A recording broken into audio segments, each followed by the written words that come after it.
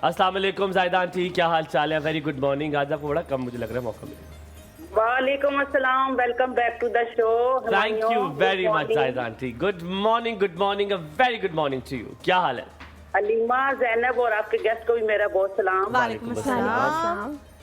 आज हमारी लाइट नहीं है तो मैंने कहा मैं पहले कॉल कर लूं। ज़ाहिदा आंटी, इतना सोना लग रहा हूँ मैं, इतना सोना लग रहा हूँ मैं माशाल्लाह। मैं रिपीट में देख लूंगी बेटा। अल्लाह ताला आपको हमेशा खुश रखे, शादो आबाद रखे, कोई जिंदगी में गम ना आए आपके पास। अल्लाह ताला आपको हमेशा खुश रखे। और कैसी थी मेरी बहू? बिल्कुल ठीक है जी, अल्हम्दुलिल्लाह। सुबह सुबह वो भी जॉब पे जाती है, तो अब मेरे से 5-10 मिनट का हमारा फासला है। वो मेरे से बाद निकलती है, मैं उनसे पहले निकल जाता हूँ। अल्लाह शादोबाद रखे, ऐसे हंसता बसता रखे और रोजाना बिजी रखे आप लोगों को। तलत आंटी, सलामी रेडियो में मत भेजिएगा। ज़ाहिदा आंटी, आपने मुझे सलामी जल्द भेज देनी है। इंशाल्लाह बेटा, इंशाल्लाह, कोई मसला नहीं। मैं जल्दी इस्लामाबाद आने वाली हूँ और आपको सलामी जरूर दूंगी, कोई मसला नहीं है। और ज़ैनब आज रेसिपी बना रही है मेरी?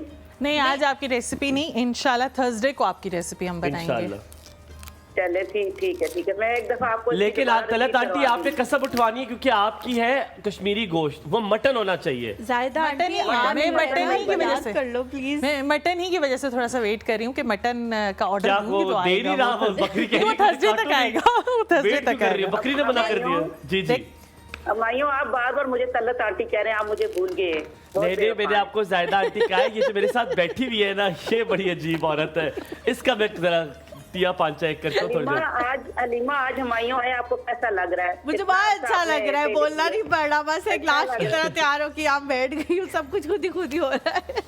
लेकिन हलीमा, आपने बहुत अच्छा शो किया है ज़ैनब ने, और आपने बहुत अच्छा किया, बहुत मजा आया। लेकिन मेरी तो बात ही और है। थोड़ा सा हमने रेस्ट दिया था कि वो रेस्ट करे, तो आज अल्लाह का शुक्र, आज वो आ गया, रिजुविनेट होके आए हैं ना, बहुत ज्यादा एनर्जेटिक होके आए हैं।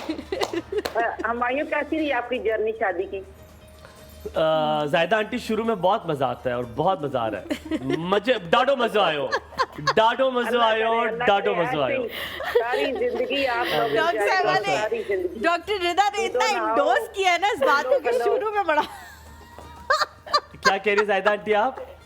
मैंने कहा इसी तरह सारी जिंदगी आप हमेशा दूधो नहाओ, फूलो फलो। अल्लाह ताला आपको खुश रखे, शादो आबाद रखे। आमीन आमीन सुम आमीन। अल्लाह ताला को सलामत रखे। आपको भी अल्लाह ताला हमेशा शादो आबाद रखे, ज़ैनब को भी, आपके गेस्ट को भी। Thank you. मैं शाम में रिपीट में देखूंगी। बहुत शुक्रिया Zahida aunty, thank you so much for love you too. अल्लाह हाफिज़। I will just briefly again explain that question. Geyser लगाते हैं, वही पुराने गीजर्स हैं, आप ऊपर से प्रेस करते रहते, फिर अचानक से तीला लगाते हैं आप, और फिर अचानक से वो होता है, कभी कभी it comes to your eyes, ठीक है, और आपको एक वो देखते हैं आपकी अपर स्किन की लेयर जल जाती है। तो मुझे बताएं, ये इसके लिए क्या फौरी तौर पर बर्फ, आलू या ये चीज़ें लगानी चाहिए? नहीं, you need to go to doctor directly?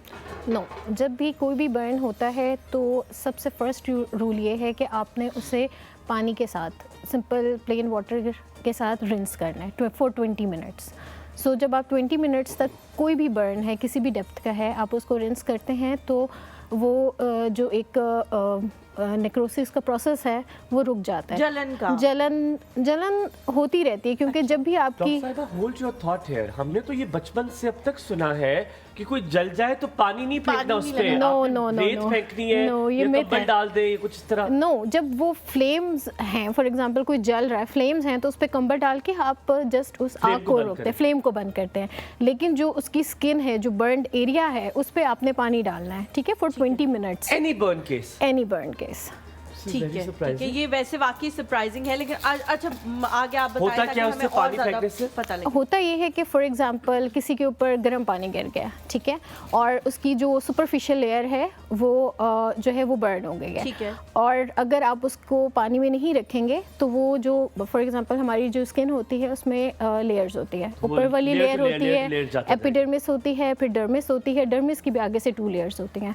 सो अगर आप उस वक्त उस बर्न को, और जो वो प्रोसेस होता है जो हीट की वजह से इंड्यूस हुआ होता है, उसको आप उधर ही नहीं रोकते, तो वो एपिडर्मिस से डर्मिस और फिर डीप डर्मिस में जा सकते हैं।